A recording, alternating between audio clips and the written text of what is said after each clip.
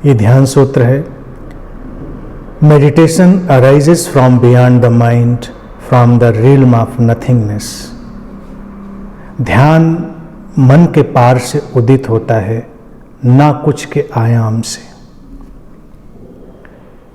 Realm of nothingness, ना कुछ का आयाम, अर्थात अनभिव्यक्ति का आयाम, अनमैनिफेस्टेड डायमेंशन, जहाँ से सब कुछ प्रारंभ होगा, वही है रियल्म ऑफ नथिंगनेस।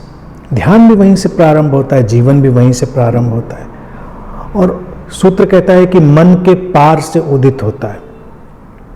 ये मन का जो सारा विषय है, एक साधक को, एक मेडिटेटर को उसे बहुत स्पष्ट रूप से समझ लेना चाहिए, क्योंकि ये शब्दावली, ये भाषा हर जगह उपयोग की जाती है। हम आध्यात्मिक साहित्य को उठाएंगे तो भी, हम ध्यान सूत्रों में देखेंगे तो भी, जगह जगह पर बियॉन्ड माइंड, बियॉन्ड माइंड, मन का पार।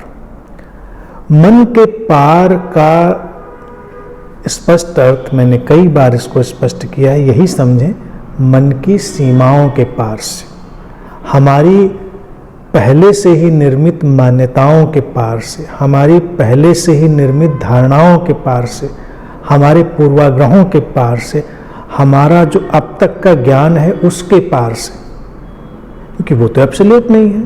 हमने जो अभी ज्ञान इकट्ठा किया है, क्या हम उसको एब्सोल्यूट कह सकते हैं? नहीं कह सकते।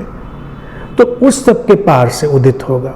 इसीलिए जब ध्यान की घटना घटती है, वो एक जीवंतता का असीमित प्रवाह, बोध का आलोक, तो हर व्यक्ति थोड़ी देर के लिए स्तब्ध होता है। उसको लगता है कि नहीं नहीं, ये तो मैंने कल्पना ही नहीं करी थी, ये मेरा हिस्सा नहीं है, ये मैं नहीं जानता ये कहाँ से आ रहा है।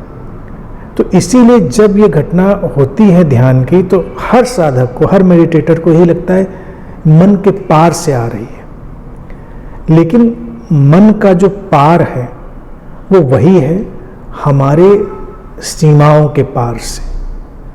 अब यहाँ पर एक जो बात उठ जाती है वो ये भी समझ लेने की है कि ध्यान के ना होने में क्या अड़चन है, ध्यान के उदित होने में क्या अड़चन है।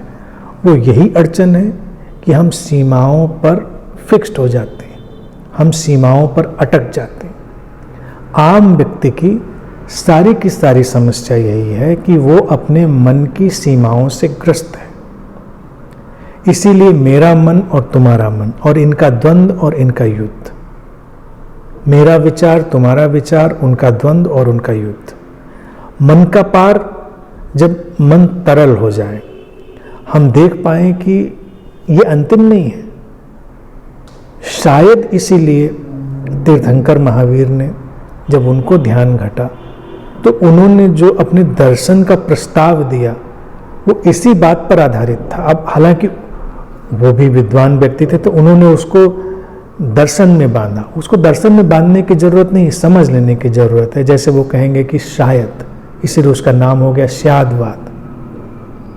कोई भी बात आएगी, तीर्थंकर महावीर उसमें जोड़ेंगे कि शायद ऐसा भी हो सकता है। शायद लगा देने से हम मन के पार जाने में सक्षम हो जाते हैं, क्योंकि हम अपनी निश्चित जो मान्यता है, जो फिक्स्ड हमारी सोच है, समझ है, उसके पार जाने में तैयार हो जाते हैं। तो वो मन के पार जाना होगा।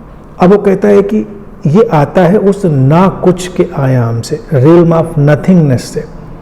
नथिंगनेस ऐसी नहीं है कि उसमें कुछ नहीं है। विज्ञान के तौर से भी हम आज जानते हैं कि ये जो जगत का प्रादुर्भाव है, ये पूरा जगत जो हमारे सामने आता है, ये एक ऐसे घटनाक्रम से आता है जिस घटनाक्रम में यूं तो कोई भी गुणधर्म नहीं है, लेकिन उसमें सारी संभावनाएं हैं। भारत में जिसको हम हमेशा से ब्रह्म कहते हैं, तो ब्रह्म किसको कहते हैं? वो निराकार निर्गुण है, कोई आकार नहीं, कोई गुण नहीं है। तो क्या हुआ? वो नथिंगनेस हुई, कुछ नहीं हुआ। लेकिन जो ना कुछ के आयाम में है, उसमें सब कुछ की संभावना है। इसीलिए ध्यान की घटना जब घटती है तो हमारे जीवन में अकल्पनीय परिणाम आते हैं। अगर कल्पनीय परिणाम आए तो इसका तात्पर्य है कि वो सीमित मन से ही घटी होगी, मन के पार से नहीं उदित हुई होगी। अकल्पनीय प्रतिभा, अकल्पनीय गुणधर्मिता, तमाम चीजें ऐसी जिनको हमने पहले नहीं देखा था। मनुष्य के विकास की यही सुंदरता है कि यहाँ हमेशा कुछ ऐसा घटे जो पहले हमने सोचा भी ना हो। यहाँ तक कि मनुष्य की क्षमताओं के बारे में भी कुछ ऐसा हो जिसके बारे में हमने पहले कभी सोचा ना हो, ऐसा भी हो सकता है। तो वही मन के पार का एक जगत होगा। ये सूत्र हमें उधर ही ले जाता है कि पहले हम इसको समझ लें, समझ लेंगे तो समझ ही अपने आप में ध्यान के घटने का माध्यम है। तो मैं समझता हूँ कि ये मन के पार की जो बात है, ये साधक को पूरी तरह समझ में आ गई है और इसको हर तरफ से, हर कोण से उसको जान लेना है। फिर ध्यान उसके जीवन का सहज हिस्सा ही होना है, कोई भी उसमें कठिनाई नहीं।